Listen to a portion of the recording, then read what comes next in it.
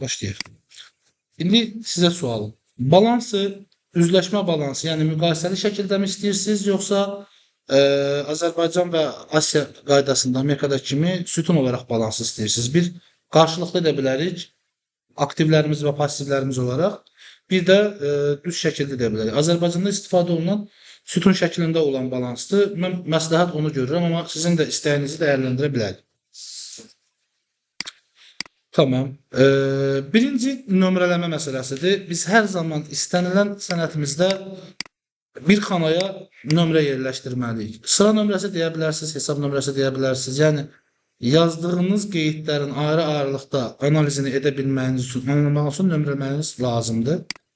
İkinci xanada balans əməliyyatları aparacağımıza görə bunların adları biraz uzun olacaq deyək ki. Bu adları qeyd eləmək üçün nə deyək? Baxın, hər biriniz bir kitabxana və yaxud da evinizdə mətbəx mebeli və yaxud da ki, nə bilim, göz bir ən azından supermarketə girəndə çantalarımızı qoyduğumuz şkafları görüblər. Hər biri ayrı-ayrı xanadır və hər birində başqa bir şey yerləşdirilir. O yerləşdirilən yerlərə mühasibatlıqda hesab deyilir. Yəni biz bir məlumatları qeyd edəcəyik. O qeyd etdiyimiz məlumatların bir sonda nəticəsi olacaq, dəyəri olacaq həmin əməliyyat üzrə. Həmin o dəyəri yerləşdirdiyimiz hər bölüm ayrıdır, hər xana ayrıdır, hər şkafın gözü ayrıdır və biz ona hesab deyirik mühasibatlıq dilində və hər birinə də nömrə veririk, ad veririk. Nömrələri əzbərləmək vacibat deyil. Yəni mən dərsdə danışanda da ifadə edəcəm, rəqəmi deyəcəm, amma arxasınca hesabın adını da deyəcəm. Hesabın adları bizə vacibdir. Çünki biz burada sizi ancaq Azərbaycan üçün yetişdirmirik ki, Azərbaycan üçün aid olan hesabın nömrələrini biləsiniz. Başqa ölkə o nömrəyə başqa bir şey ad nömrə veribdir. Rəqəmi fərqlidir, ölçüsü fərqlidir, uzunluğu fərqlidir, yəni yazı sayı fərqlidir. Amma adlar eynidir. Yəni bayaq dedim ki, maliyyə dili vahiddir, yəni hesab adları eyni olmalı. Onun üçün hesabların balansda görə bilməyimiz üçün, adlarını da eyniləşdirmək üçün hesabların adını qeyd edəcəyik. Və bu hesabların nəticəsinin nə olduğunu qeyd edəcəyik. Yəni, dəyərinin nə qədər olduğunu məbləğ olaraq göstərməmiz lazımdır. Bunlardan artıq informasiya ehtiyacımız yox, bir balans qurduğumuz zaman. Amma balansda başqa bir şeyə də ehtiyacımız var. Bu məbləği yazdığımız yer hansı dövr üçün keçərli? Hansı dövrdə bizim vəziyyətimiz bu cürədir? Çünki biz bu hesabata balans dediyimiz kimi həm də maliyyə vəziyyətimiz haqqında hesabat deyilir. Onun üçün bu hesabatda bir dövrün olması lazımdır, gəlir, yəni tələbi var. Həmin dövrü də ili olaraq qeyd edirik. Hələ ki, bu dövrü biz bir il olaraq qəbul edəcəyik, yəni bir illik balansa baxır. Amma real yeni açılmış müəssisə balansından gedir söhbət. Biz hal-hazırda həm biznes olaraq öyrənirik. Məsələn, keçən dərsimizdə sizlərdən bilik və bacarıqlarınızı soruşanda və analizimizi aparanda görək əksəriyyət müstəqil şəkildə iş bacarığına sahibdir. Və müstəqil şəkildə iş bacarığına sahib olanda siz bir yerdən başlamanız lazımdır və bir başlanğıc balansına ehtiyacımız var, ilkin balansa. Orada da bir ilimiz. Amma növbəti il olanda siz bu ili də yerləşdirirsiniz, bu ilin sonunda olan nəticəni. Yeni sütunda da yəni, təzə baş vermiş ilin nəticəsini yerləşdirirsiniz ki, müqayisə edə biləsiniz həmin dövrlə bu dövrü. Deyək ki, siz aylıq balans tərtib eləməlisinizsə, keçən ayın nəticəsi ilə bu ayın nəticəsini müqayisəli şəkildə qoymalısınız. Niyə? Çünki mühasibat uçotu bizdən nəyi tələb edir? Deyir ki, o yazılışlardan istifadə edərək qərar qəbul etməlidir. Yazılışlarsa həm keçmişimizi, həm carini əhatə edir. Keçmişdə baş verən hadisələrin qeyd olunur, indiki hadisələrin icrası qeyd olunur. Bu iki datanın müqayisəsindən istifadə edərək sabahçı dövr üçün, sabahçı gün də ola bilər, ay da ola bilər, rüb də ola bilər, il də ola bilər. Sabahçı dövr üçün qərar qəbul etmək üçün istifadə edilir. Bunu istifadə edənlər kimdir? Maliyyəçilərimiz. Yəni mühasiblər yox, maliyyəçilər. Mühasiblər bu datanın əldə olması üçün cəhd göstərir, yazır, qeyd edir, nəticələndirir, yəni balansa çıxır. Maliyyəçilər də bunlardan istifadə edərək hesabatlılıq şəklində gələcək dövr üçün qərarlar verməkdə istifadə edir. Biz onun üçün dövrü müqayisəli etməyəcəyik. Hələ ki bu dövrü seçəcəyik.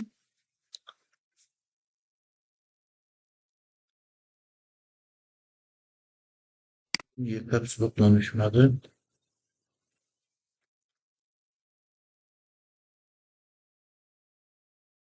Tamam. Başlıqları qeyd etdim. Fərqli olsun deyə qalın qeyd eləyəcəm. Hələ ki alt hissəsini doldurmuram. Bu hissə də artıq bizim şeyə aiddir. Başlıq hissəmizə aiddir. Bəs indi biz bunu başqa nə qeyd eləməliyik? Necə aparacaq prosesi? Aktivlərimiz hər zaman üst hissədə olacaq. Passivlərimiz və kapitalımızsa alt hissədə olacaq. Yəni passivləri biz böldük iki hissəyə. Bir həm ona dedik ki, öz sərmayəmizdən, yəni kapitalımızdan formalaşır, həm də kənar sərmayə, yəni kənar borclar kapital, bəli, qaynaqlar vasitəsilə formalaşır, yəni borclar vasitəsilə. Onun üçün birinci aktivlərin düzənindən başlamamız lazımdır. Mən ilk hissəyə aktivləri qeyd edirəm və başqa informasiya yazmıram. Niyə? Çünki bu başlığın aktivlər olduğunu göstərmək istəyirəm və bu formada qeyd etdim. Amma bu prosesin alt hissəsində, axı mənim əməliyyatlarımın nəticəsində fərqli növ və fərqli çeşidli aktivlər formalaşacaq. Öz həyatımızda da, müəssisədə də. Onun üçün və biz nə demişdik? Varlıqlarımızı, aktivlərimizi iki hissəyə bölmüşdük. Uzun müddətli və qısa müddətli demişdik. Balansımızda da bizim sərmayəçilərimiz, kapital yatıranlarımız, təsisçilərimiz onu görə bilmələri üçün ki, bunlar nə qədər kapital yatırdıqları kapitalın qarşılığında bunların nəyi var, onu görə bilsinlər. Və keçən dərs bir əməkdaşımız məşğulluq komandasından gələn Azərsun imtahana getmişdi. Artıq 2 həftədə bizdə imtahanda dərsdə idi. Çox sevinirəm ki, nəticəsinə təsir edibdi. Yəni təlimdə iştirak etməyimizdə. Amma orada olan maliyyə əməliyyatlarına suallar verilməyib. Bir müəssisə və 4 nəfər qruplaşdırıblar, müəssisə veriblər, bir case veriblər.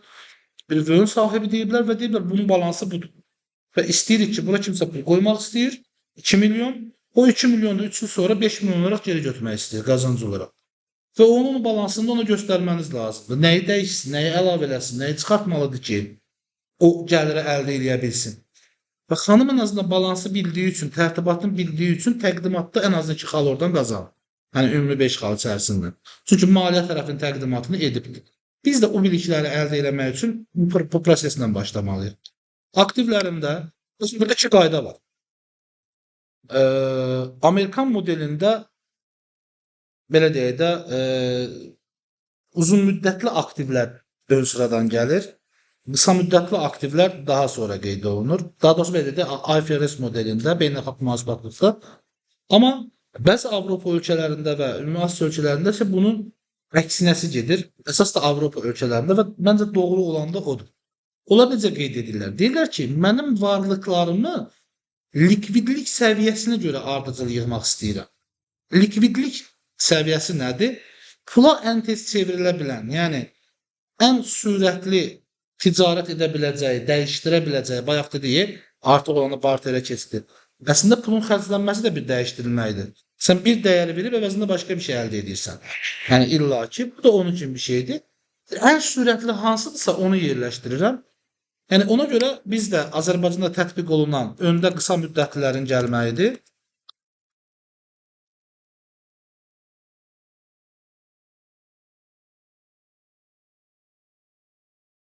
Qısa müddətli aktivlər olaraq qeyd elədim. Bunu da qabardaq. Və bunun altında bir neçə xanaya icazə verirəm, yəni olsun. Bunları biraz, mən üzr istəyirəm, yanlış yerə qeyd elədim. Niyə? Çünki nömrənin də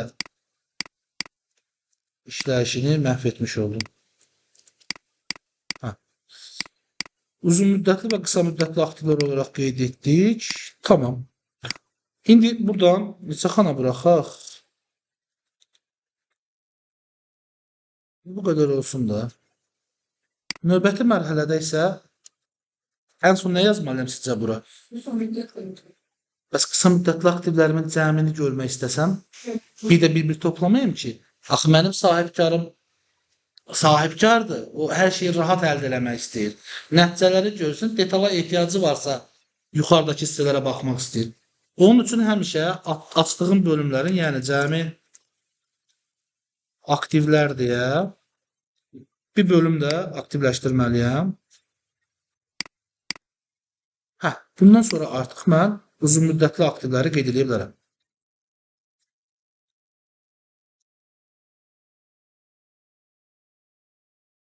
Uzun müddətli aktivlərə də yer qoyuram.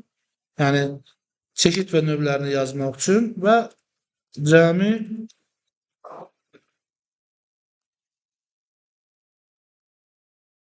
deyirəm. Uzun müddətli və qısa müddətli anlayışı yadınızdadırmı hələ də? Yəni suala ehtiyac varsa buyurursunuz. Aktivlər də sahib olduğumuz dəyərli olan belə deyək, əşyalardan gedir, varlıqlardan gedir. Söhbət bu da qısa müddətlilərdir. Bu ikisini qeyd edəndən sonra sahibkar cəmində müqayisə edəcək ki, nə bilir sahibkar? Sahibkar bilir ki, mən 2 milyon qoymuşam, 1 milyon qoymuşam, 5 min qoymuşam. Yəni qoyduğu vəsaitin arxasındadır. Yəni o dəyəri ölçür. Ona görə bir də cəmi aktivlər deyə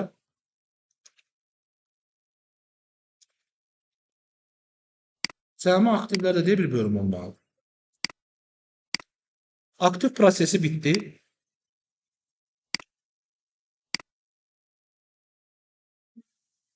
Tamam.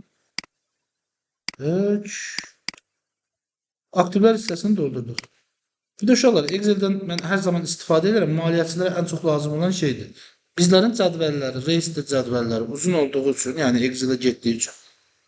Əgər sütunlarımız da çox olursa, bir də görürsünüz, orta hissələrə çatdığımız zaman hansı sütunun hansı olduğunu unuda bilirik. Onun üçün mən həmişə üst hissəni saxlamaq üçün istifadə edirəm, frez istifadə edirəm. Burada view'da frez var. Buna yox, mən bunu istəyəcəm. Döndür deyənə, yəni burada görürsünüz, xətt düşür. Haranın işarə etmək istəyirsə qalmağını, onun alt hissəsindən qoyursunuz, yuxarı hissə sabit qalır. Mən nə qədər yazıramsa yazım, nəyin harada olduğunu artıq bilmiş olacaq. Mən bunu başqa tətbiqlə də istifadə edirəm. Bu bölümü biraz artırıram, ümumiyyətən. Altdakı hesabatlığın nəticəsi ilə bağlı buralara əməliyyat gedəcəm. Adları, qalıqları, cəmləri, fərqləri, düsturları ki, yəni mənə nəticəliliyin göstərsin. Və mən filtrlə burada slayserlə seçdiyim zaman zaten aşağıdakı informasiya nəticələrini bura gətirir. Cədvəl nə qədər uzun olursa olsun da gedib bir də oranı axtarmıram. Bu sizin işinizi sürətləndirmək üçün, yəni analitika tərəfi üçündür. Amma hələlik ki bizim onlara ehtiyacımız yoxdur. Tamam. Varlıqlarımızı qeyd məkan hazırdır. Ara hissələrini şey olaraq qeyd edeyim. Bold olmasın. Aha, nəticəsi belə olsun. Bunu artıraq. Və bunları da bölürəm. Bizim varlıqlarımızı yazanda dedik, bizim mənbəyinə ehtiyacımız var. Varlıqlarımız hardan əmələ gəlib və nə formatda formalaşır onları. Onun üçün də digər ikinci hissəni formalaşdırmalıyıq. Cəmi aktivlərimi qeyd etdikdən sonra, baxın, istəsəz buranı boşda buraxa bilərsiniz. Buradan davam edə bilərsiniz. Yəni, balans üçün dəyişən bir şey yoxdur cədvəlin formatında. Mühasibat çotun, buyur.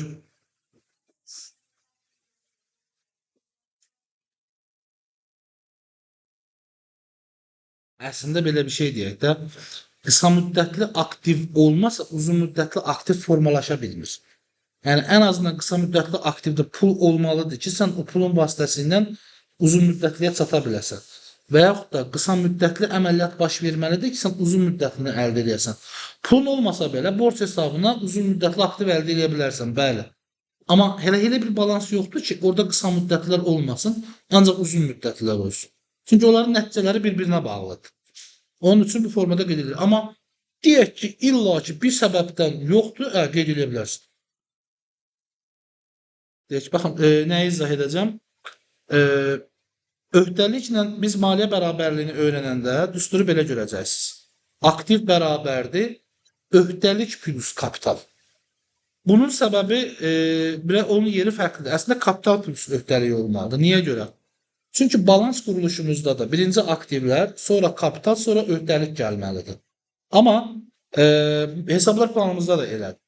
Amma dünya maliyyə quruluşu belə qəbul edib ki, kapitalı biz hesabatın ən son hissəsində görməyimiz daha məqsədə uyğundur. Ona görə kənar borclarla kapitalın yerini dəyişirlər. Yəni borc hesabına əmələ gəlmə mənbəsi ilə sərmayə üzrə əmələ gəlmənin yerini dəyişiblər. Birinci öhdəliklər olaraq qeyd edirlər. Bura deyək yenə də bəli.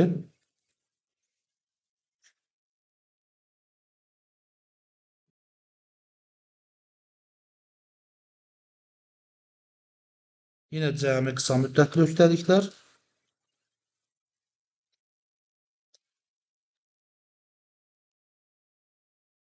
və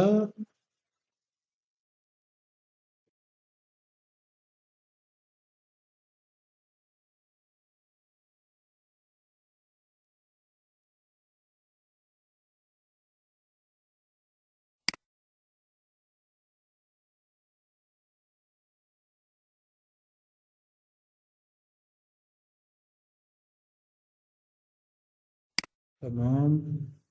Bəli, başdan hazırlayıram ki, proses ərəfəsində bizə maneə olmasın.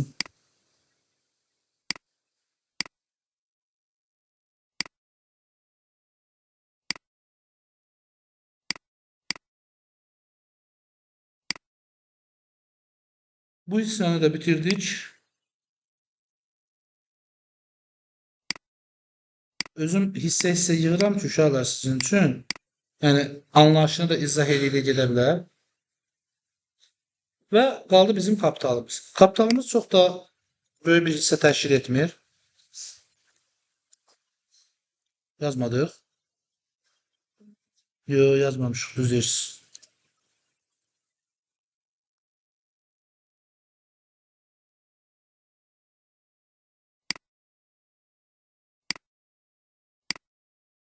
Əlavə etdik. Bəli, öhdəliklər belə. Görürsünüz, baxın, adi sadə bir təlim proqramında işləyir, amma mən yenə də özən göstərirəm bəzi sədqələrə. Bu, vərdişdən asılı olan bir şeydir. Sizin gördüyünüz işin nəticəliliyinin təqdim etmə formanız çox şeyi həll edir müəssisə baxımından. Yəni, burada əslində dataları yazmağımız belə kifayət eləyirdi. Yəni, bizim özümüz üçün. Mən vərdiş baxımı onu orada qoyanda oxunuqlu görə bilmirəm. Misal üçün, adi sol sütunun və üstdən bir dənə sətrin və sütunun Excel proqramında həmişə boş olmasına çalışıram. Səbəbim isə hesabatın ölçüsünü tam görə bilim deyədir. Ki, yəni, gözümdən yayılan bir şeyin olub-olmadığını görə bilmək üçün. Çünki başlıq qismləri oradadır. Cəmi öhdəliklərimizi qeyd etdik. Kapitalımız. Kapitalda isə sadə şeylər qeyd edirik. Nizamnamə kapitalı.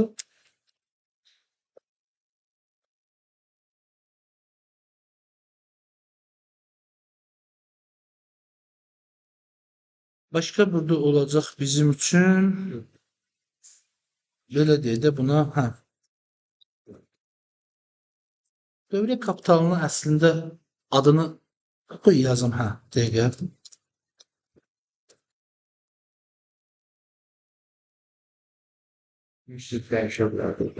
Yəni, buna əslində biz şey deyirik.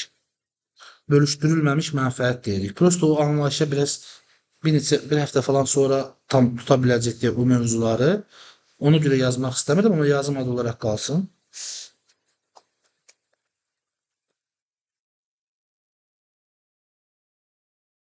Bölüşdürülməmiş mənfəət sözü birbaşa fiziki sözdür və İlqar yazır kimi, yəni. İlqar nə edir? Yazırsa, yəni sözü də elə yazılsa, birbaşa mənim yazmağımı bildirən bir şey olduğu kimi, bölüşdürülməmiş mənfəətdə o təyinatı bildirir. Ortada bir mənfəət var, onu bölməmişik. Onu oraya yazırıq. Yox, gəlir çıxan yox. Ortada var, hər şey çıxılır, təmiz bir pul var. Biz onu aramızda bölməmişik. Təsisçilərə aid olan bir qismdir. Təsisçilər bölməyib deyə, götürməyib deyə, o qalıb da bizim balansımızda. Yəni, dövriyyənin əmələ gətirdiyi kapitalı özünə çəkməyib və o müəssisədə qalıb. Və bura mən bir dənə də yazacağım. Əlavə kapital və cəmi kapital.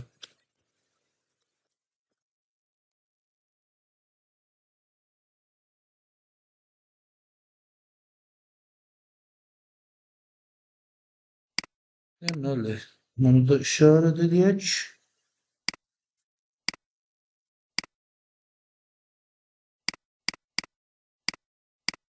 Vermədim ki, heç. Niyə olmadı bu iş? Əlbəttə, videosu da, cədvəli də. Çünki bə çalışma nədə işləyəcəksiniz? Amma məsləhətim olardı ki, bunu qoyasınız, videoya baxasınız, özünüz də düzəldəsiniz. Yəni, o bacarığınız da gəlişsin. İndi bilənlər ayrı, bilməyənlər də bir növbədə praktiki kimi bir şey olur da, yəni. Əlavə kapital, gözlənilən mənfəətlər Əlavə kapital təsisçilərin dövr ərzində yenidən kapital qoyuluşla ola bilir. Bu birinci tərəfi, yəni yeni pul yatırır. Məsəl üçün, xaricdə təhsilə ata təzədən pul verdi. Bir dəfə oxudub Azərbaycanda, ikinci səfər bir də yatırım elədi. Yəni, əlavə o deməkdir. Yəni, artıq varındır, bir də edir. İkinci tərəfi də var. Əlavə kapital tək sahibkarın qoyuluşu ilə formalaşmaya bilir. Sahibkar müəssisədə bölüşdürməli olduğu pul var, o bölüşdürülməmiş mənfəətdə olan. Onu orada saxlanmağını istəmir, deyir, mənim payıma nə qədər düşür?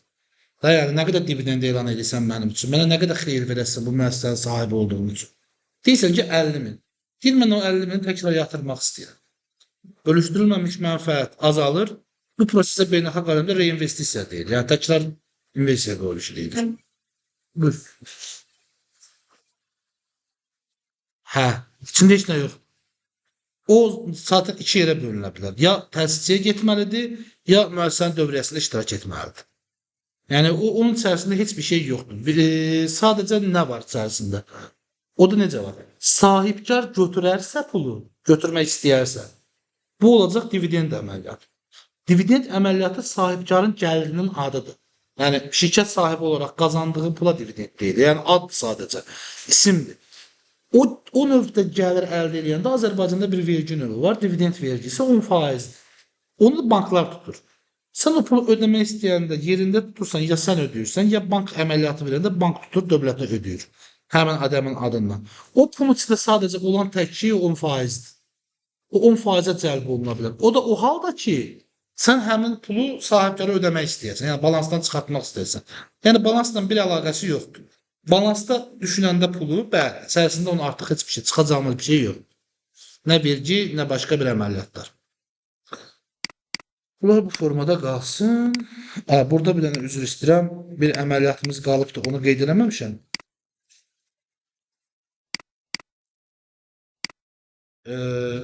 Biz cəmi kapitalda yazdıq. Amma aktivdə nə etdik? Cəmi aktivləri qeyd eləmişdik. Varlıqlarımız bölümü var idi. Amma bir də eyni varlıqların şey durumu da var axı. Kapital tərəfi də var. Yəni pasiv tərəfi də var. Pasif tərəfin ümumi cəminə sahib olmalıdır yaranma mənbəyimiz. Yəni, hər birinə ayrı-ayrıqda baxmaq tam bir şey deyil. Biz burada yazacağıq cəmi kapital və öhdəlik.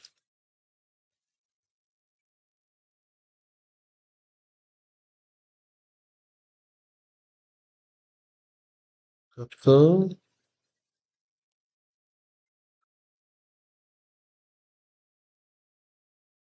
Uşaqlar, cədvəlimiz hazır.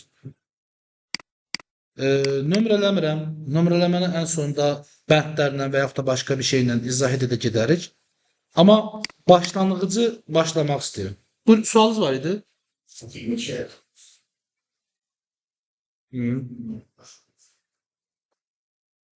Aşağıda niyə yazıram ki? Bax. Bərabərliyi elə qorumuşsunuz. Bərabərliyi necə qoruyursunuz? Aktivlərin ümumi cəmi olur. Bölümdə, yəni cəmi aktivlər. Deyək ki, yerləşdirmişsən rəqəm və yaxud da burada bir kontrolunu rəqəm qoyursan. Hər hansı bir üst hissədə deyək ki, burada. Sizin üçün formalaşdıraq. Və bura bərabər deyirəm. Bərabəri də nə edirəm? Cəmi aktivlərimi uzun müddətli, qısa müddətlilərin cəmindən çıxıram. O sıfırlamağı yoxlaya bilim deyə. Bəli, cəmi kapital və öhdəliklər. Digər qoyduğum xanalarsa sadəcə sahibkarın analizi üçün və yaxud da CEO-nun, şuranın, idarə heyətinin analizi üçün daha rahat olsun deyədir. Yəni, görə bilsin deyədir. Amma nəticəsində, istər dövlətə verdiyin hesabatda, istər maliyyə hesabatlarında cəmi aktivləri gəlib kapitalın altında yaza bilməzsən. Aktivlərin yeri üstədir. Çünki varlıqlar Yəni bir müəssisənin ana səbəbidir, təməl qaynağıdır, təməl dirəyidir. Necə deyim, var olma səbəbidir. Bizim var olduğumuzu sübut edən şey nədir? Biz və bizim izimizin olduğu digər şeylər. Yəni bizim sahib olduğumuz digər şeylər. Müəssisə də onun kimidir. Müəssisə niyə var? Adı var, nə olsun ki? Amma adın altında başqa nələri var? O varlıqlardır müəssisəni sübut edir, onu üstə qeyd edirsən. Onun səbəb olma məqsədlərini altda və yaxud da ki, ön tərəfində. Onları bunun altından yazmağın doğru görünüş əməliyyat deyil. Deyək ki, yazdın. Yəni, gör səbəbini də izah edeyim. Ben indi olmazı dedik, açıqlamasını da verək. Niyə olmaz səncə? Aktivi oraya yazdımsa, təzədən o aktivin nə olduğunu bilməsi təzədən bir də yuxarıya qalxmalıyam üstü. Yuxarıda yazmışdım, zaten var. Açıqlamasını orada baxacam bir də təzədəndən. Bəli, başlayaq qısa müddətli aktivlərimizdən.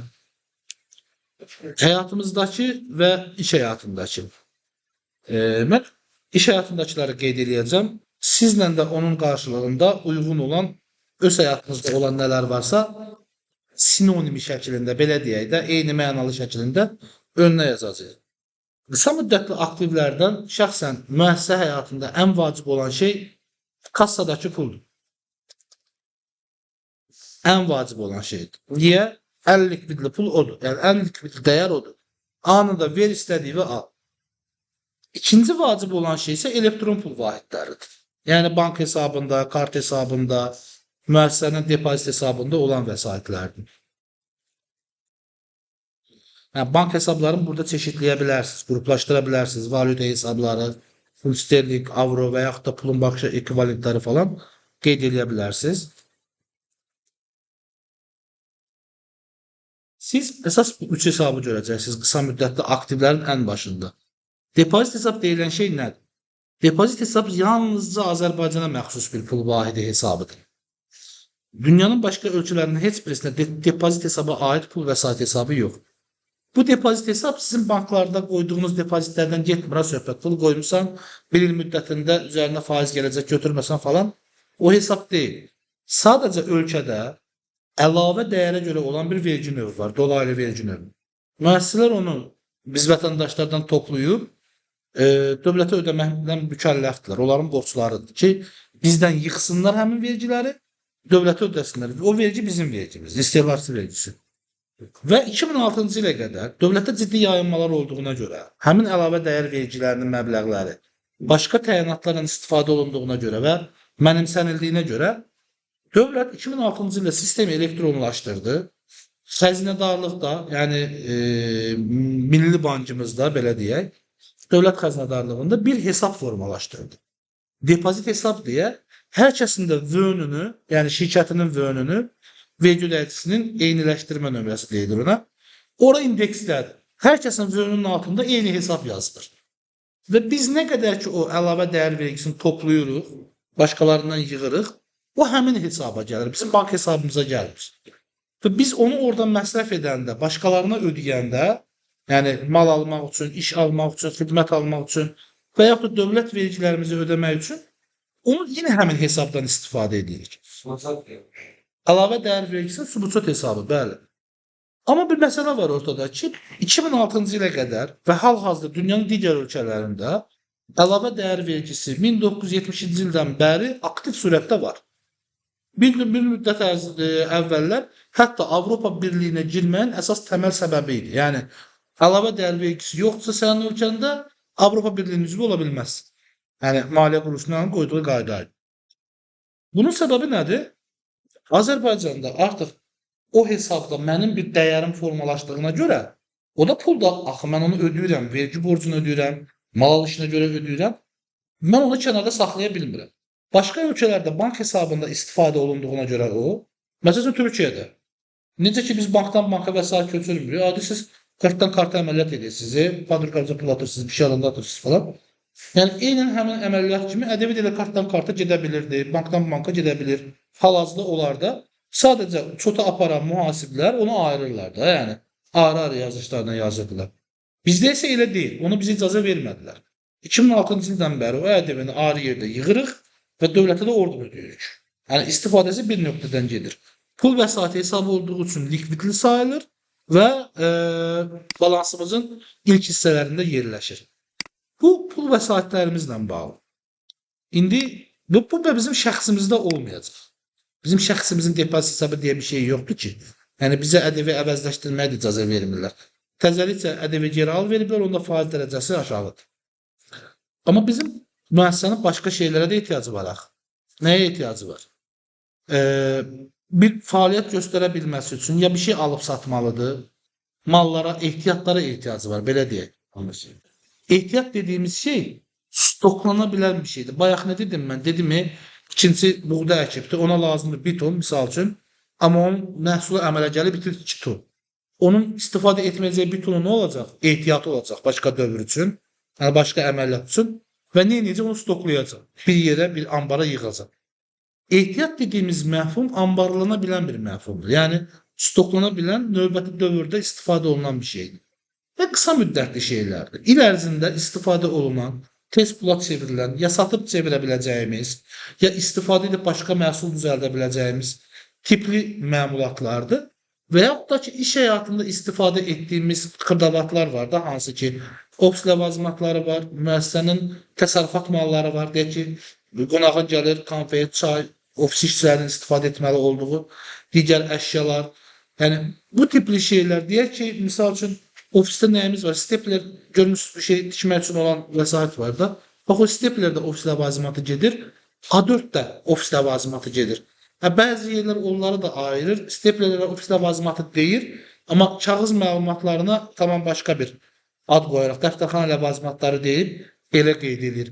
Onu qeyd edən müəssisələr bilirsiniz kimlərdir? Gündəlik böyük əməliyyat sayı olan müəssisələr, böyük, belə deyək də, ciddi şəkildə bu ləvazimatların alımını eləyən müəssisələrdir. Misal üçün deyək ki, hər hansı bir əməliyyat müəssisəsinin biri aylıq 5 minlik, 10 minlik ofis ləvazimatı alır, həm də 2 minlik də dəftərxana ləvazimatı alır. Onun hamısını bir istifadəyə vermir ki, bir otağın birində yığır, ona da bir müdür qoyur, yəni belə deyək də bir əməliyyatçı qoyur ona ki, departamentlər istədikcə ad soyadlarını qeyd etmək şərti ilə onların adında bunu çıxar. Verdiklərini xərcə yaza bilərlər. Yəni, balansdan çıxardarlar. Amma vermədiklərini, yəni, ambarda qalmalıdır və mənim dəyərim olaraq görünməlidir. Niyə? Ona pul verib almışam. Pulum azalıb, amma əvəzində başqa bir şey artıb. Bayaq dediyim kimi, dostuma verdim, barter elədim, oyuncağımı verdim, əvəzində başqa bir şey aldığım kimi bir şeydir. Onun üçün ehtiyatlara mən birincidən qeyd eləyəcəm xam mal və materialım. Yəni, özü özlüyündə bir satış səbəbi olmayan materialımı, yəni xam mal və materiallarımı da daha biraz ondan təkmilləşmiş, qablaşdırma şəklində olan və yaxud da mən bir şey düzəltmək istəyəndə mənə köməkçi olacaq bir şeylər kimi, onlar da material deyirəm.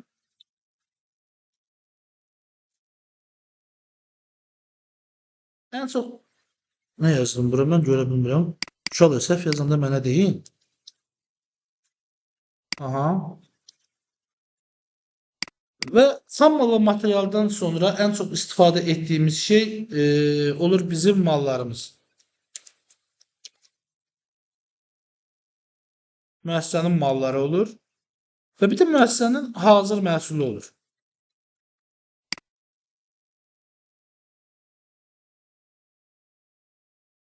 Qısa izah edəcəm sizə bunların üçünü də. İzah etməmin səbəbi nədir? Dərs olaraq deyil. Sadəcə siz ev tapşırığı işləyəndə axı öz həyatınızdan onları uyğunlaşdırmalısınız və yaxud da ki, indi burada adlandırmalısınız. O adlandırma prosesində məntiqi izaha tapa bilərsiniz deyə. Baxın, xam mal və material, hazır məhsulu malların yerinə yazmışam, siz də mənə demirsiniz.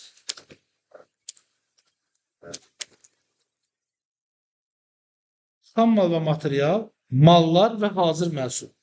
Əslində siz də düşünə bilərsiniz ki, hazır məhsul anlayışı olan yerdə bunların hamısı zaten hazır məhsuldur da, yəni.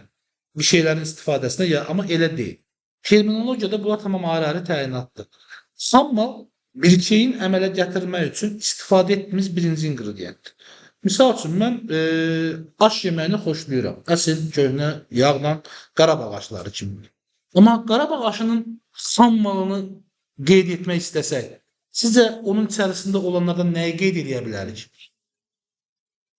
Düyünü qeyd edə bilərik. Digər şeylər olduğu müddətdə, düyüsü olmadığı müddətdə biz onu aşlaya bilmirik. Amma düyü olduğu müddətdə başqa ingrediyentlər onun üzərində olduğunda aş formalaşmış olur, yemək növü olaraq. Digər şeylər ayrıcalıqda başqa bir məhsul ola bilirlər. Amma düyü ilə bir yerdə aş ola bilirlər. Ona görə düyü xammalı olur və saydığınız digər şeylər var ya da şabalıdı, əti, başqa bir şeyləri, o da materialı olur. Fikrimi izah edə bildimmi yəni? Əsas hissə xammaldır, köməkçi hissələri materiallarıdır. Xammal və materiallardan istifadə edərək əmələ gətirdiyiniz aş məhsulu var ha. Bax o hazır məhsuldur. Bəli. Sizin baş verən bütün prosesin onu hazırlamaq üçün sizin vaxtınız gedəcək. Yəni əməyiniz, əmək haqqı, xərci olacaq. Nədən istifadə edəcəksiniz? Qaz, elektrik enerjisi, kommunal xərcləriniz olacaq. İstehsal prosesinə, aşın dəyərinə daxil olacaq. Nəyin üzərində bişirəcəksiniz? Uzun müddətli bir aktivin, yəni qaz peçinizin üzərində onun köhnəlməsinin dərəcəsini əlavə edəcəksiniz üzərinə. İçinə qatdığınız şeylərin dəyərləri nələrdirsə, xammal və materialdan gedir söhbət, onları əlavə edəcəksiniz. Harda edirsiniz onu? Evinizin mətbəx hissəsində. Evin də bir köhnəlməsi gedir, mətbəxdə bir proses gedir, ev də köhnəlir, bir uzun müddətli aktivitet. Onun da köhnəlməsini əlavə edəcəksiniz. İcarədədirsə, icarə xərcin də həmin günlüyə bölünən və yaxud saatlığa bölünən hissəsini və bütün bu prosesin son nəticəsində əldə olunan yeni varlığa hazır məhsul deyilir. Yəni bizim balansımızda, şəxsi həyat balansımızda getdiyi evə aş yox idi ki, çalışdıq, əmək sərf elədik, vaxt sərf elədik, bir prosesə tabe tutduq və o prosesin nəticəsində əmələ yeni bir varlıq gəldi. Mən onu balansımda artıq hazır məhsul bölümündə aş olaraq, aş adlandıraraq qeyd elədim və dəyərini yazdım. Və daha artıq bir dəyərlə yazdım. Çünki orada başqa bir proseslər getdi, əmək getdi. Burada hazır məhsul onu göstərir. Amma malla bağlı bir şey demədim sizə. Bu həyatda gözünüzlə gördüyünüz bütün istehsal proseslərinin son nəticəsi, buna kənd təsərrüfatı da daxildir. Baxın ha, əkilən bir şey bitirsə, o istehsal prosesidir. Bu meyvə də ola bilər, tərəvəz də ola bilər, taxıl, zəmin, fərqi yoxdur. Bir əmək və bir hərəkət varsa işin nəticəsində, kənd təsərrüfatı nəticəsində heyvandarlıq və əkinçilik daxildir buna. Onların son nəticələri də məhsulun yığım prosesidir. Onlar da hazır məhsul sayılır. Yəni, onlar da bir istehsal prosesinə tabedirlər. Yəni, əkincinin hazır məhsuludur. Amma mallar bilirsinizmi nədir? Alıb sata bildiyimiz nə varsa, biz istehsal etməmişik. Almışıq və məqsədimiz də bunu satmaqdır. İstəyirsən, baha al, ucuz sat, əməliyyatlarını səhv et, qeydiyyatını səhv edəndə nəticəsi zərər olacaq. Nəticəsi sənin üçün bir zərərə çevriləcək. Ucuz da alsan, satsan maldır, satdığın, baha da alıb ucuz satsan və yaxud daha baha satsan yenə maldır. Misal üçün, sizin üçün daha gözəl bir məsləhətlə desin, necə ola bilər? Poladlarma zavodunu görən olubdur, Dərnəgül yolunun üzərində. Ölçüsü çıxır həmişə, böyük bir zavoddur. Orada dəmir məmulatlar düzəldirlər. Armaturlar, belə dəmir profillər, uzunluqda burada gördüyünüz borular falan orada istehsal olunur. Amma proses necədir? Ora müəyyən xammal gəlir, yəni yerdən dəmir filizləri çıxarılır və yaxud da insanlar küçədən yığıb aparıb verdikləri ikinci emal üçün dəmirlər olur. Olur onun xammalı, onu öz peçlərində kommunal xərc tələb edərək, öz uzun müddətli aktivlərini istifadə edərək, işçilərinin əmək haqqısını daxil edərək bir prosesə tabe tutulurlar və hazır məhsul əmələ gətirirlər. Hazır məhsulların da adı olur armatur. Uzun bir 6 metrlik dəmirdir, sadəcə dəmirdir və üzəri belə qırçın-qırçın. Və deyir, mən bunu satıram. Tonla satır, kilo ilə satır, bir qiymət qoyur və satır. Həmin əldə etdiyi istehsalının son nəticəsi onun balansında hazır məhsul kimi qeyd olunur. Əlbəttə. Onun mağazası yoxdur ki. Başqa bir. Bəli. Baxın, burada bizim mağaza işlədən şəxslərimiz var idi. Özünün mağazası olan. Sizdə də var idi, düzdür? Sizdə də var idi. Dərnəgüldə sizin qəşəng bir 200 kvadrat metrlik mağazanız var. Və gedirsiniz Pola dərdmə zavodundan, xanımın dediyi kimi 2 ton armaturu alıb gətirib tökürsünüz mağazaya və satırsınız. Sizin balansınıza girəcəyiniz bölüm mal bölümüdür. Amma Pola dərdmə zavodunun hazır məhsuluydu. Onun sənə heç bir adiyyatı yoxdur. Sən başqa bir yön, başqa bir balans sahibisən. Sən başqa bir şəxssən, o başqa bir şəxsdir. Sən də hüquqi şəxssən, o da və yaxud da ki, fiziki şəxssən fərq etmir. Balansına mal olaraq qeyd etdinmi? Və mən öz inşaat şirkətimin əməkdaşlarını göndərirəm. Gəlib səndən 2 ton armaturun birini alırlar, 1 tonunu alırlar və gətirirlər mənim müəssisəmə. Mənim mühasibim nə edir? Onu təzədən xam mal və material bölümünə qeyd edir. Hansı ki, Polad əritmə zavodunun hazır məhsulu idi, sizin mağazanın malı idi, bizim şirkətin balansında isə xam mal və materialdır. Səbəb, çünki mən o armaturu özümün hazır məhsulum olan binamı tikəndə, binamın betonlarının içində daha möhkəm olsun deyə qoyub bərkidəcəm. Yəni, mənim binam, mənim hazır məhsulum, mən inşaat şirkətiyəm, onun əmələ gəlməsində aşdan heç bir fərqi yoxdur armaturun. Heç aş da deyil, kişmiş səviyyəsində bir şeydir. Çünki orada daha çox komponentlər var. İzah biraz düzdür. Nahar fasiləsiz yaxşı bir şey alınmır, amma üzrlüysə belə qəşəng yönü bu oldu. Yəni, başqa müəssisənin mal adı ilə satdığı bir şey, səndə də mal olarsa, sən də ondan alıb satacaqsansa mala qeyd edə bilərsən. Onun malıdır deyə sən də götürüb mal yaza bilməzsən. Anlayış fərqlidir. Bəli. Siz yeni layihənizlə bağlı işçiləri artırırsınız deyək ki, və yaxud da işləmək üçün daha qəşəng bir kompüter alacaqsınız. 5000 manatlıq. Baxdınız, irşadda bəyəndiniz. Getdiniz, pul vəsaitinizi verdiniz, kassalın ən likvidli.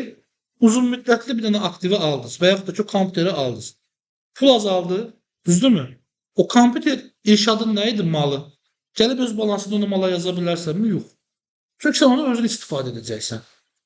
Uzun bir müddət istifadə edəcəksən, uzun müddətli aktivə yazacaqsan. Sən onu alıb hansısa bir tələbənə və yaxud da qonşuna satmaq məqsədi güdürsənsə, özünü də mala yazacaqsın. İzah etmədiyim anlayış bu idi.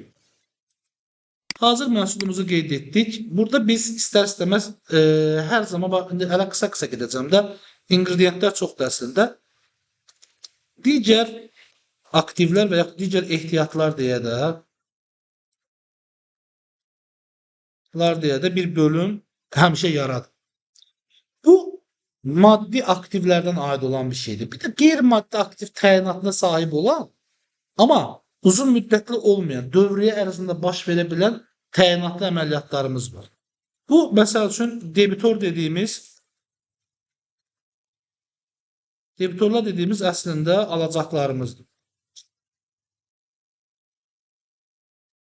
Və yaxud da ikincisini də yazıram, bir də verilmiş borc yazıram. Bu nə də adı eynidir. Deyək ki, bizim balansımızda bu qısa müddətli aktivlər var. Uzun müddətli aktivlərdənsə başlayıram başdan, yazıram bina, avadanlıq. Olar. Əgər sən 300 il bundan qabaqki dövrdə yaşayırsansa, Amerikadasansa və qulların varsa yaza bilərsən. Uzun müddətli girmək edirsiniz. Yox, bax gör necə təyin edirəm. Xanım soruşur ki, İkisini də uzun müddətli aktivdə qeyd edə bilərəm, birim edə bilərsən. 1700-cü illərdə Amerikada yaşasan və qulların olsaydı, o qulların iş gücü qabiliyyətini aktivlərə yaza bilərdi. Çünki aktivlərə yaza biləcəyin şeyin mülkiyyət sahibi sən olmalısın. Sən bir insanın mülkiyyət sahibi ola bilməzsən ki, düzdür. Azərbaycandakı çox təəssüf edirəm, bəzi rəhbərlik və şirkət sahibləri elə düşünsə də, reallıqda elə deyil.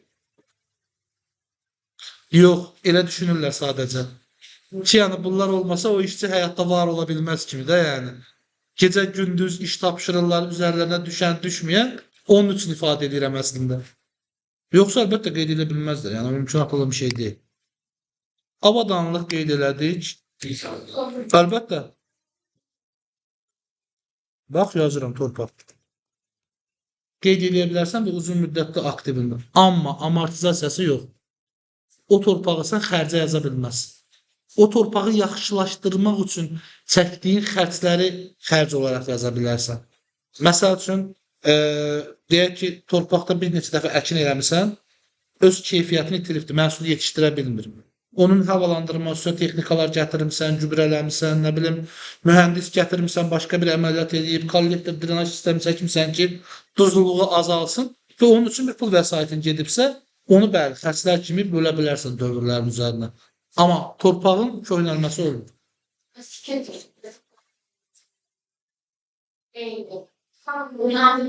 Hazır məhsulunun dəyərindən üzərində tikili tikirsə torpağının, onun hazır məhsulunu, yəni binaların, evlərin dəyərini aid edir.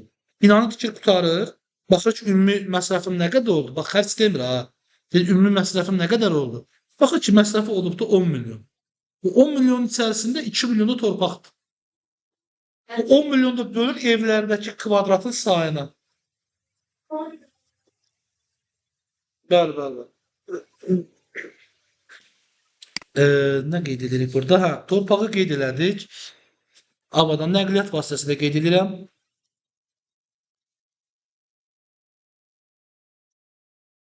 Başqa nəyimiz olsun? Bir də hesablama maşınlarımız olsun. Bəli. Əla, super, yaxşı yadıma saldın. Proqram təminatı.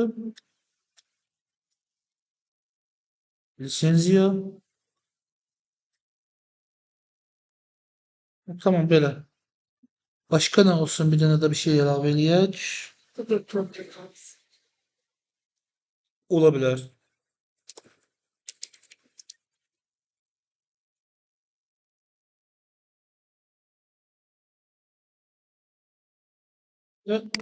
Uzun müddətli debitor, uzun müddətli yazdım belə qısa yazmaq üçün. Uzun müddətli debitor borcu da yəni əslində bu. Mənim gözüm görmür.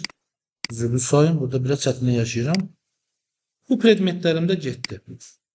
Gəlirəm borclarıma. Borclarını qeyd etməyim əslində çox rahatdır. Çünki qruplaşdırması ilə də çox fərqli olmuyor. Əksəriyyətinə kreditor deyib alt başlıqda birləşdiririk və uzun müddətli və qısa müddətli olaraq ayırırıq. Borclarım formalaşa bilər mənim kreditor borcları kimi qısa müddətlilərdə.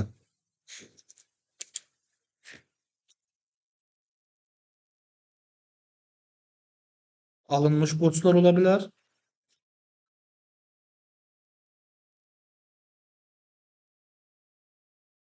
Alınmış avanslar ola bilər.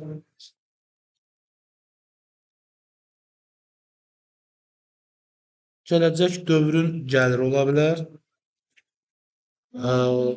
Ha? Onlar zaten kreditor borcun içərisində gedir. O qruplaşma ona görə deyil. İzah edəcəm indi. Bəli. Əmək haqqını ayrıca qeyd etmək, bəli, doğrudur. Əgər elədirsə icarə öhdəliyində ayrıca yazacağam.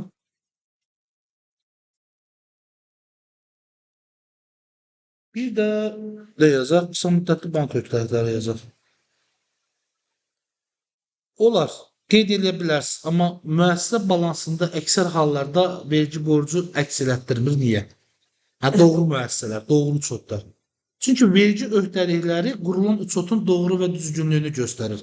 Heç kəs balansında vergi öhdəliyinin görünməyini istəməz. Çünki doğru əməliyyat edirsə, doğru qərar qəbul edibsə, gəlir əldə edib və hər gəlirə görə yarandığı borcun da o gəlirin hesabını ödəyib. Yəni saxlamayıb özündə. Əgər bir müəssisə özündə verginin pulunu saxlayıb istifadə etməyi düşünürsə, deməli onun kapitalında bir əksiklik, balansında doğru olmayan bir əməliyyat var. Yoxsa bütün dünyada gəlir nə vaxt tanınırsa, xərc də o vaxt tanınır. Nə qazanmışamsa onunla bağlı olan xərcləri həmin dövrdə ödəməliyəm. Bitirməliyəm, növbəti dövrə məndən keçməli deyil.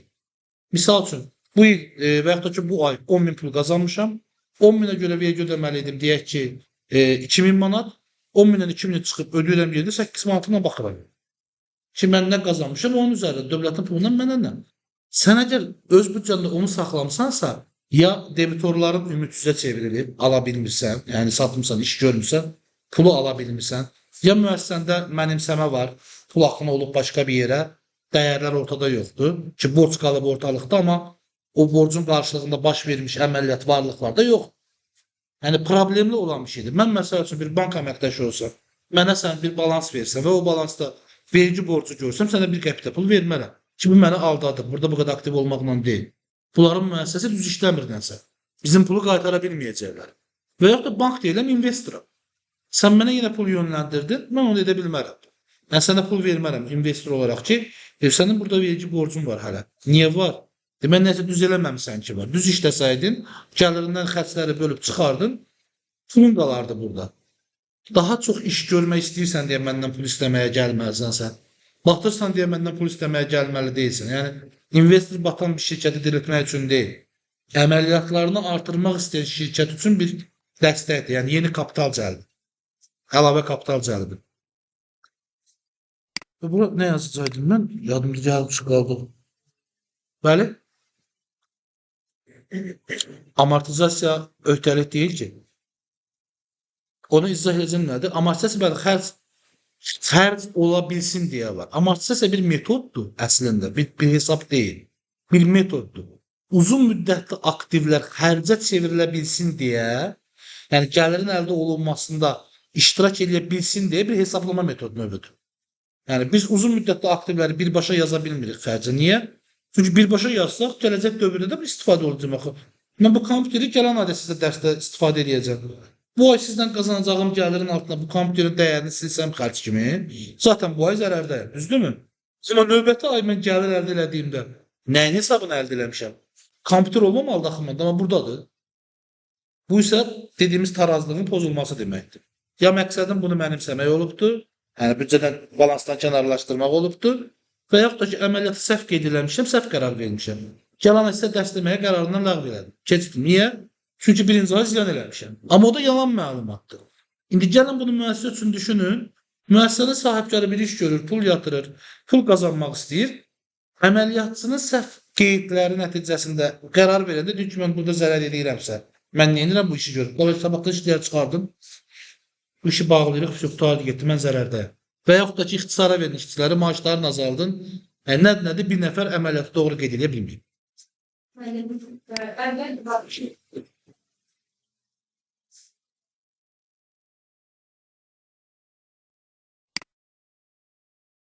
Necə? Ya desimevləri nəzərdə tutursan, yoxsa nəyi? Təyinat nə deyirlər ona bə?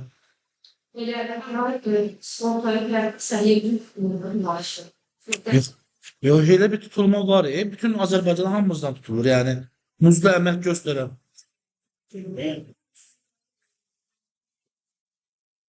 Yox. Getmir. Heç onlar uzun müddətli öhdəlik ola bilməzlər, yaza da bilmərik. Çünki dövlət sosial müdafiə fondunun həm işçidən tutulan hissəsinə şirkət toxuna bilməz yəni. Tutduğu kimi dövlət ödəməli. Tutub bu gün özündə, bu gün tutmuşam sənin maaşından, bunu bu gün ödəmədim, sabah ödəyəcəm. Amma sabahlarım onu ödəməmişdən qabaq, deyək ki, mən bu günlərin başqa bir yerə ödəniş eləsəm əgər, deyək ki, kreditor borcumu ödəsəm, mənə vergi yoxlaması gəldi, mənə cərimə edir ki, sənin balansda DSMF-in pulu ola, yəni sən dövlətə ödənməli pul ola, sən dövlətin pulundan gitmisən, amma şey ödəmirsən, başqa bir öz borcunu ödəmirsən, sən dövlətin pulunu eləmirsən bu işi. Adam başını itin oyun açırlar, yəni həmin prosesdə.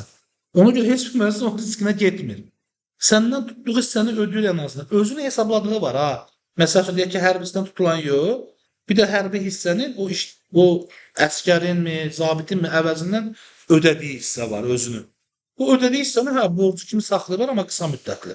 Balansında saxlasa digər öhdəlikləri doğru belə deyək də güzəştlərini ləğv eləyər dövlət onu. Hesabat güzəştlərini ləğv eləyər. Bu nə? Qısa müddətlidir, qoy bura elə qısa müddətli bank öhdəliyi yazacaqdım.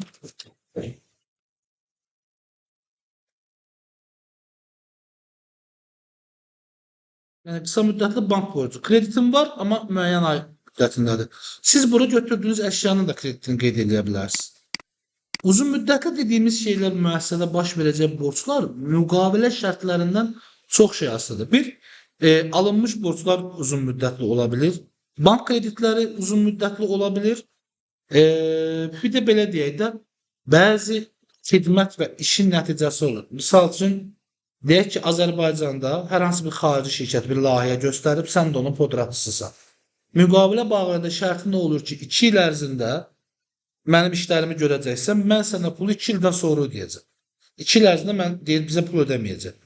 Və biz onu mütləq hər dəfə iş tamamlandığında, hər bölümün işi tamamlandığında forma 2 deyilən sənədindən təmin edirik. Ya bu işi bitirdim, borçlandı elektron qaymə, xarici təşkilatçı isə faktura. Verdik. Bu nə olur? Bizə borçlanır. İli keçəndə atırıq uzun müddətli, amma bir ilin içərisində olanda qısa müddətdə saxlayırıq. Keçdim uzun müddətliyə və biz onda artıq onu uzun müddətdə gözləyirik. Müqavilə şərtində ödənilmədiyində artıq uzun müddətli ümidsiz borclara çeviririk onu. Ki, yəni ala bilməkdə sıxıntım var. Bu məhkəmə prosesinə tabedir. O borclar artıq uzun müddətli hissəyə keçir. Mən burada yazıram. Sağ olsun. Elə bu yuxarıdakı əməliyyatların bir dəqiqə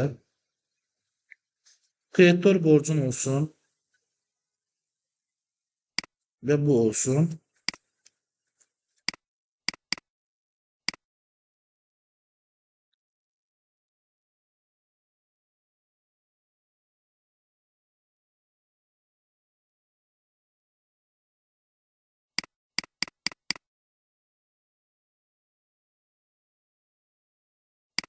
Tamam.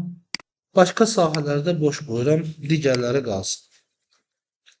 İndi uşaqlar, bizim vaxtımız var.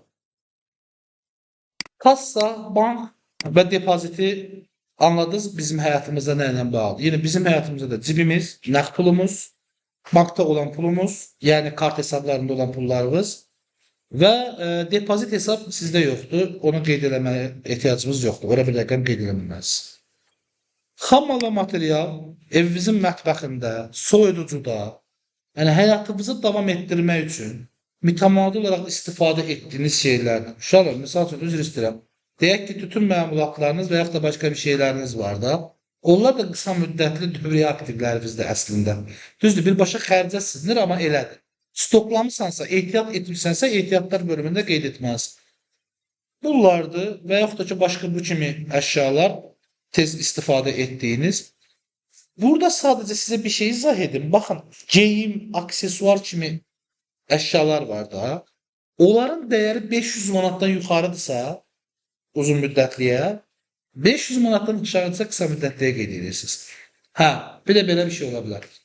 Dəyəri 500 manatdan yuxarı ola bilər, amma istifadəsi bir ildən qısa müddətədir. Yəni, misal üçün, xanımımız onu aldı 700 manata, toya bir dəfə gedib, sonra qoyduğum mənə lazımdır, misal üçün, ən qlabanlı problemimiz. Dəyərlidir, amma uzun müddətli aktivə daxil deyil. Biz onu aktiv olaraq saxlayırıq, amortizasiya etmirik. Bayaqların digər ehtiyatlar qeyd etdiyim bölüm var idi ora. O dediyinizi oraya yazır. 300 manatlıq qızılda yazdın oraya. Amma qızılı uzun müddətli aktivdən əlaqəsi yoxdur. Qızıl bir ən gözəl qısa müddətli aktivdir. Yəni, sən onu burada qeyd edə bilərsən.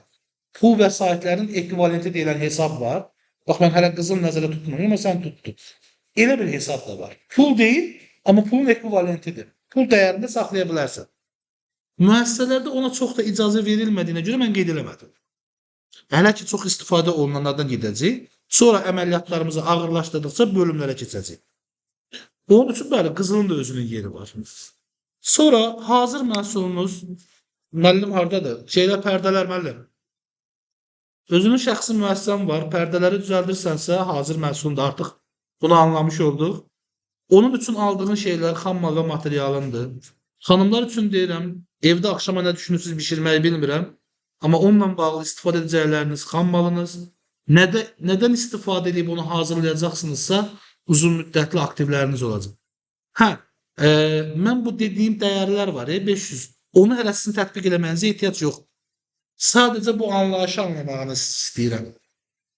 Hazırlanan şey, hazır məhsul, nəticə. Hazırlanan şeylərin tərkibi xam mal və materialdır.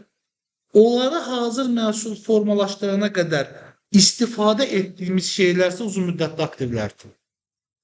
Bunların hamısını bir araya gətirənlər, bir araya gətirib formalaşdıran şəxsə təsisçi, o təsisçinin formalaşdırdığı qurumada müəssisə deyilir. Yəni, maliyyənin ana anlayışı əslində budur. Bir nəfərlə başlayır, lazım insanları bir araya toplayır, onların istifadə etdiyi avadanlıqlarla təmin edir və nə istehsal edəcəklərsə o məhsulun ingrediyentini onlara verir. Sualınız yarana bilər ki, müəllim, bu istehsalat prosesi. Ya mən, məsəl üçün, necə müəllim adın sənin? Bax sənin, hə. Necə? Adınız? Zaur. Zaur. Zaur bəy, operator olmaqdan bezib, Gedib bir xarici investorla razılaşıb mən bu işi bilirəm, alıbdır 30 dənə operatorluğunu göstərə biləcəyi texnikanı və icarəyə vermək xidmətinə başlayıb. Açıb müəssisə uzunmüddətli aktiv kimi yerləşdirib bura. Yaranma mənbəyi kimi investoru qeyd edib rəhbərliyi də özü edir. Qurtmu bunları bir araya gətirdi mi? Bunları kim sürəcək? Əməkdaşları. O insanları təmin etməlidir. Və nə edəcək? Xidmət göstərəcək. Xidməti göstərməsi üçün ona nə lazımdır? Bu əməliyyatları qeyd etməyə mühasib, mühasibin işlədəcəyi kompüter, məsələn oturacağı bir ofis, istifadə edəcəyi bir mebel, istifadə edəcəyi ofis ləvazimatları, dəftər, qələm, nə bilim, stepler, bu kimi şeylər. Bu komandanı və bu ingredientləri bir araya gətirənə sahibkar, o sahibkarın formalaşdırdığı qurumada müəssisə deyil. Müəssisənin istehsal edəcəyi məhsul xidmət də ola bilər, iş də ola bilər, hazır məhsul da ola bilər. Fərq etməz. Proses istehsalat prosesi kimi sayılır və bir tərkibə sahibdir. Deyək ki, mən məhsul istehsal eləmirəm, xidmət istehsal edirəm. Xidmətimin dəyərinə daxil olacaq. Yenə də xidmətimi göstərmək üçün mənə avadanlıq, o xidməti formalaşdıran şəxslər, bayaq axtardığınızda var idi, insanlar. Bax, həmin insanlar burada müdaxilə olur artıq. Həmin insanların əməyi, yəni saatlıq əmək haqqıları daxil olur prosesə, oradan formalaşır. İstifadə etdiyi avadanlıqların amortizasiyaları və onların yerləşdiyi binanın özünündürsə amortizasiyası, başqasınındırsa icarə xərci və bu prosesləri apara bilmək üçün istifadə edəcəyi kommunallar da bu mövzuya qoşularaq da bütünlüklə əməliyyat xərclərini formalaşdırır. Əməliyyat xərcləri gəlirin əldə olunması üçün yox, birbaşa gəlirdən çıxılan xərclərdir əməliyyat xərcləri. Gəlirin formalaşması üçün olan xərclər isə birbaşa xərclərdir. Məsəl üçün, gəlirin nədən ibarətdir? Xidmət. Xidmətin birbaşa xərci nədir? Texnikasının amortizasiyası ilə, o texnikanı sürən işçinin maaşı ilə, bayaq xanımın dediyi kimi, o maaşa görə dövlətə ödədiyi pullar. Əsas ingredient odur. Və bir dənəsini unutdum, o texnika nə ilə işləyir? Yanacaqla. Bir də onun yanacağı olur gəlirin əldə olunmasına çəkilən xərc. Gəlir dediyimiz məhsul göstərdiyi xidmətin dəyəridir. Onu əldə etməyə çəkilən xərci dediyim kimi birbaşa bayaq ki aşın düyüsü, yəni istehsalatla birləşdirəndə əsas hissə, onu çıxdım, xidmət haqqısı 20 mindir kranının, işçisinin əmək haqqısı 5 mindir, amortizasiyası 2 mindir, 7 min, texnikanın öz amortizasiyası da deyək ki 3 min, gedim onu qeyd elədim, yanacaq xərci də 2 min olsun, toplamda bir 10 minlik bir gəlirin əldə olunma xərci var, ana xərci. Adamın gəliri nə qədər oldu? Satdığı qədər olmadı axı. Satanda 20 min idi. Gəlirin əldə olunmasına çəkilən xərclər çıxılandan sonra gəlir qaldı 10 min. 10 mindən nəyə çıxa bilirik? Sahibkarın araya gətirdiyi bu quruluş üçün baş verən digər xərclər var. Misal üçün, ofisin icarəsi, ofisdəki işçinin, katibənin əmək haqqısı, mühasibin əmək haqqısı, onların istifadə etdiyi avadanlıqların amortizasiyaları, istifadə etdikləri dəftərxana xərcləri, nə bilim, kommunal xərcləri, bunlar da ümumi əməliyyat xərcləridir. Və onlar da gəlirindən çıxılır, müəllimin, 10 mindən bir 5 min də elə çıxıldı, qalır yerdə 5 min. Biz ona deyirik mənfəət. Yəni, cənnətimizin əsas qapısı, yəni sual yeri. O mənfəətdən dövlətdə sadəcə biz 20% vergi ödəyirik. Mənfəət vergisi deyirik ona. O pul çıxılandan sonra yerdə qalır hamımızın arzuladığı şey xalis mənfəət. Yəni, bayaq axtardığımız var, bizim olan. Artıq istədiyimizi edə bilərik ondan. Çünki vergisini də ödədik. Və onu mən sahibkar olaraq istəyirəmsə, müəssisəmə reinvestisiya, yəni əlavə kapital etmirəmsə, qoymuramsa, o zaman mən artıq dövlətlə hesablaşıram. O vergi mənə aiddir. Müəssisəmin vergisi deyil. Yəni, hüquqi şəxsin deyil. O investisiyanı, o 2 milyonu kimdən cəlb elədiyi, o adamın vergisidir. Özünün dövləti olan vergisidir. Mən sadəcə, müəllim bu söhbətdə aracıdır. Oradan alır, dövlətə verir. O da niyə? Dövlət bütün hüquqi şəxslərlə bir informasiyası var ortada. Deyir ki, müqaviləmizi bağlayaq. Mən səhvimi verəcəm, pasport oldum, ölkənin rezidenti, yəni hüquqi şəxsi. Bu sənin rezidentliyi haqqında sənətin reyestrdən çıxarışın. Bu da sənin nizamnamə. Buyur. Bu da müqavilən. İmzaladır. Sən vergi ödəyicisi olmayan, yəni mənlə bu müqaviləni bağlamayan ölkəmin digər vətəndaşları ilə, yəni vergi ödəyicisi olmayan şəxsləri ilə ticarət etdiyində, iş gördüyündə, xidmət göstərdiyində onların gəlir əldə etməsinə səbəbkar sənsənsə, sən ölçə bilirsənsə, sən yoxlayırsansa və yaxud da sən ödəyirsənsə, o zaman onların gəlirindən bax bu dərəcə ilə vergi tut, mənə ödə. Sənin borcundur. Ondan tutsan da, tutmasa da mən səndən alacağam. O zaman işçi artıq özü seçir. O siz gedib əmək haqqı danışırsınız, sizə rəsmi nə qədər təyin edir, sizdən tutduğunu sizə ödətdirir. Həqiqətən maaşınızdan çıxırsa, əlbəli falan ödəyirlər ha, yəni. O proses bu işə görə əmələ gəlir. Bunun nəticəsidir. Yəni çünki dövlət onu ondan istəyir zaten. Səndən tutsa da karta oturacaq əmək haqqından, onu sənə bir şəkildə balanslayır. Uşaqlar, aktiv hissəsimiz getdi. Gəlirəm. Bunun başqa nə qaldı? Aktivdə sizə izah eləmədim. Hazır məhsulu qeyd eləmişdim. Digər ehtiyata xanımın dediyi kimi dəyəri 500 manat olmayan, amma uzun müddət istifadə etdiyiniz əşyaları, dəyərli şeyləri yazırsınız və yaxud da dəyərli gördüyünüz şeyləri yazırsınız. Bir də burada səhv yazmaqdan şey eləməyin ha. Düşündüyünüzü doldurun. Qoy səhv olsun. Sənin düşüncən harda səhvdirsə oranı burada bilək. Çünki növbətdə 1 saat biz bunun izahından gedəcəyik sizin yazdıqlarınızı. Onu bilək, düzəldək və doğru olsun. Növbət dəfə doğru qeyd elə. Yəni bu səhv yazmaqdan çəkinən insanlar bir şey əldə edə biləcək deyirlər. Biz bütün səhvləri burada eləməliyik. Yəni iki yerində nə qədər səhv eləyə bilərsinizsə, hamısını burada eləyək. Heç bir problem yox. Məqsədimiz zaten odur. Bilmədiyimiz bir şeyi öyrənmək, səhvlərimizi düzəltmək. Debitorlarımız var aktivlərdə. Bu bizim alacaqlarımızdır. Bax, borclarımız deyil ha, yəni almalı olduğumuz borclarımız deyil.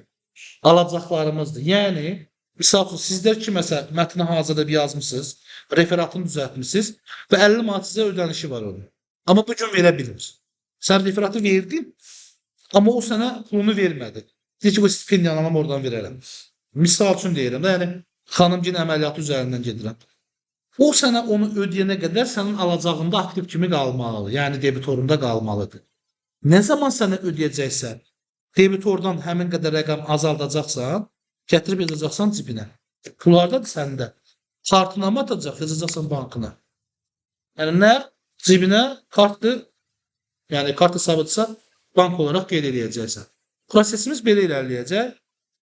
Bir də verilmiş borclarımız var. Həqiqətən də fiziki olaraqsa kiməsə istər kartdan, bank hesabından borc verə bilərsiniz, istərsə də ki, pul vəsaitinizdən, yəni nəqd vəsait olaraq borc verə bilərsiniz müəyyən bir müddətə. Yəni qısa müddətdə 12 ay ərzində verdiyiniz borclar qısa müddətli verilmiş borclarınızdır. Bax, siz vermisinizsə aktivə yazırsınız. Siz alanda gəlib burada öhdəliyinizə qeyd edirsiniz. Öhdəliyimiz ona getdi. Bəli. Siz aldığınız zaman öhdəliyinizə qeyd edirsiniz. Çünki artıq müəyyən müddət sonra siz verəcəksiniz. Bir də sizə bir şey izah edeyim buradakı nüanslarla bağlı, həm də ümumi o yadımdan çıxmışdı. Əgər biz bir şey alırıqsa, yaxud da ki, bir əməliyyatın nəticəsində bizim balansımızda o ağ kağız dediyimiz uşaq var idi, hansı ki, sifdə olduğu müddətdə olmayan bir şey var olursa bizdə, varlıqlarımızda peyda olursa, mütləq onun qarşılığında ya kapitalımız var, ya borclarımız var. Ya da ki, aktivlərimiz özləri öz aralarında yerlərini dəyişirlər. Üçüncü bir şey yoxdur. Varlıqlarımızda baş verən proses 3 dənədir. Varlıqlarımız yerini dəyişə bilirlər, bir formadan başqa formaya keçirlər. Borc hesabını əldə edə bilirəm, bir də kapital şəklində əldə edə bilirəm. Başqa cür mənim varlığım necə əmələ gəlsin ki, əmələ gəlməsi mümkün deyil. Uzun müddətli öhdəliklə qısa müddətli öhdəliklərin bütün anlayışları eynidir. Bütün mövzular da eynidir. Aralarında olan fərq birinin 12 aydan çox, digərinin isə 12 aydan az olmasıdır. Çox yaxşı bir şeydir ki, hesab nömrələrində də eynidir. Yəni necədir? Birinin əvvəldə 4 ilə başlayır, 400 neçədir, o birisi də 500 neçədir. Yəni birini bildirsə, o birisi də bilmiş, sayılmış kimi olursun. Nizamnamə kapitalı başlanğıcınızdır. Buyurun. Kredi borçlarına bağlı borçlar. Necə yəni? Fayda yazmışsınız mı? Kredi borç var. Nasıl bir nesil? Bir dəqiqə. Göstər. Bunları mı deyirsən? Kredi borçları. Kreditordur. Kredi bu bank krediti olmalı. Bank aşağıdadır. Biri müəssisələrlə bağlı baş verən borclardır. Yəni səndən mal almışam, 1 ildən çoxdur sənə pulunu ödəmirəm. O borclarımdır, kreditor borcları. Hə, və yaxud ki, baxın, biz anlayışı belə yadda saxlayacağıq. Mal, iş, xidmət. Çünki bütün əməliyyatlar burada baş verir. Yəni alacaqlar da, borclar da. Mal da sata bilərik, iş də sata bilərik, xidmət də sata bilərik. İşin nəticəsi yekunda zaten xidmətə çevrilir. Amma ayrı bir anlayışdır. İş dediyimiz şeylər nələrə aiddir? İnşaat və təmir xidmətləri. Bu kimi, yəni bir müəssisənin əməkdaşları fiziki olaraq gəlib, sənin müəssisənin balansı üçün bir şeylər edirlərsə, sənə iş görmüş sayılırlar. Sənin podratçın olurlar. Bunlara iş deyirik. Bir də var, sənə xidmət göstərirəm. Öz ofisimdən oturmuşam, konsultasiya verirəm, hüquq xidməti verirəm, proqram üzrə təlimləndirmə edirəm. Və yaxud da gəlirəm yerində işçilərinin satış cəhətdən güclərini artırmaq üçün təlim deyirəm. Bu da bir xidmətdir yəni. Və yaxud da bugün burada aldığınız bu kursun sizə satdığı təlimdir. Belə deyək də, yəni ödənişli olardısa, satdığı təlimdir. Hə, aranızda universitetdə davam edən var, yoxsa bitirənlərimiz var idi zaten. Deyək ki, ödənişli əsaslarını oxuyursunuz. Universitetin sizə satdığı şey zaten xidmətdir. Xidməti satır, xidmətin nəticəsində sən əgər bilik və bacarıq əldə etmisənsə, o isə sənin özünün artıq kapital nəticəsində əmələ gəlmiş dəyərin olur, uzun müddətli aktivin olur. Yəni müəssisəyə aidiyyatı yoxdur. Bir də xidmətin qarşılığında həmişə xərc olur. Xərclərinizi yazmağa yer axtaracaqsınız burada, amma tapa bilməyəcəksiniz. Bilirsiniz niyə tapa bilməyəcəksiniz? Çünki burada gəlir də yoxdur. Xərclə gəlir, bir yumurta ekizi deyilənlər var, o yapışıq olurlar bir-birlərinə. Elə bir mexanizmdir. Bir-birlərindən ayrı hərəkət edə bilməzlər. Ayrı bir anlayışları da yox. Əgər gəlir varsa, o gəlirin formalaşması üçün bir xərc də var. Sən müəssisənin balansında xərc yazırsansa, mütləq onun gəlirini də yazmalısan. Gəlir yazırsansa, mütləq xərcini də yazmalısan. Yəni və hər əməliyyatın öz xərcini öz altında qeyd etməlisən. Bunu etmədiyi müddətdə deməlisən maliyyə mühasibə sotunu aparmışsan və doğru yerinə yetirmişsən. Burada siz nəyə yaza bilərsiniz? Baxın, üzr istəyirəm, ifadəmi gəlirəm, tamamlayam. Nizamnamə kapitalı, dövriyyə kapitalı bölüşdürülməmiş mənfəət qeyd etdik. Gəlin, lap bura bir də mənfəət qeyd edim sizin üçün. Rahat olsun. Deyək ki, hələ dövrü bağlamamışsınız, bölüşdürülməmiş mənfəətə tanımamışsınız. Sadəcə mənfəət olaraq saxlamışsınız. Düşündüyün gəliriniz nə qədərdirsə sizin, hansı ay üçün düzəldərsinizsə bunu, gəliriniz nə qədərdirsə, o gəlir üçün xərcləri oradan çıxandan sonra yerdə nə qalacaq? Mənfi ilə və yaxud da ki, müsbətlə. Onu da bura yazacaqsınız. Əgər keçən dövrünüzdən, başqa aylarınızdan sizə qalan bir avadanlıqlar varsa və yaxud da aktivləriniz varsa və onu da o dövrdəki gəlirin hesabına əldə eləmişsinizsə, yəni qazancların, o zaman bölüşdürülməmiş mənfəətinizə bir şey yaza bilərsiniz. Və yaxud da adını tapmasanız, amma bərabərliyi qorumaq üçün rəqəmi mütləq yazmalısınız. Deyək ki, özünüzdən aktiv dəyərləri formalaşdırdınız, öhdəlik də formalaşdırdınız, kapital da yazdınız. Düzdürmü? Uydurdunuz rəqəmlərin hamısı uydurmadır. Təyinatlar da sizin beyninizin rol məhsullarıdır, belə deyək. Amma mənim üçün fərqi yoxdur. Nəhayətində cəmi kapital və öhdəliklər bərabər olmalıdır aktivlərə. O tarazlıq bir şəkildə qorunmalıdır. Çünki həyatda əməliyyatlarımızın heç birisinin nəticəsi tarazlıq olmadan var olmur. Bugünlük bu qədər və sualları alım, hələ vaxtınız var. Və yaxud da ki, bir nəfər bura gəlib yaxınlaşıb, mən artıq belə izah formatımı dayandırdım da, bunun önünə istədiyi əməliyyatların, təyinatların adını qeyd edə bilər. Yəni, istəyirsə əgər. İstəmirsə, mən sadəcə bu əməliyyatları yönləndirəcəm və video zapsı, belə deyək də, video görüntünü atacam YouTube-a, YouTube-dan linkini göndərəcəm sizin WhatsApp qrupunuza. Ki, bu əməliyyatların təkrarına baxasınız. Onun üçün sualları verə bilərsiniz ki, suallarınızın da cavabı burada əks olunsun yəni. Hələ səs qeydini dayandırmamışım. Əlbəttə. Mənfəət və bölüşdürülməmiş mənfəətdir. Gəlirlər və xərclər göstərilə bilməz. Gəlir və xərcin nəticəsi göstərilə bilər. Yəni mənfəəti və yaxud da ki, zərəri. Əlbəttə, buyur. Çıxardı. 3 alır. Bəli. Burada onun aldığın şey nədir 5 manatlıq misal üçün? Dəftər ofis ləvazimatıdır və aktivdir. Niyə mənfi qeyd edirsən? Pulu vermirsən, əvəzində sənə marker veriblər.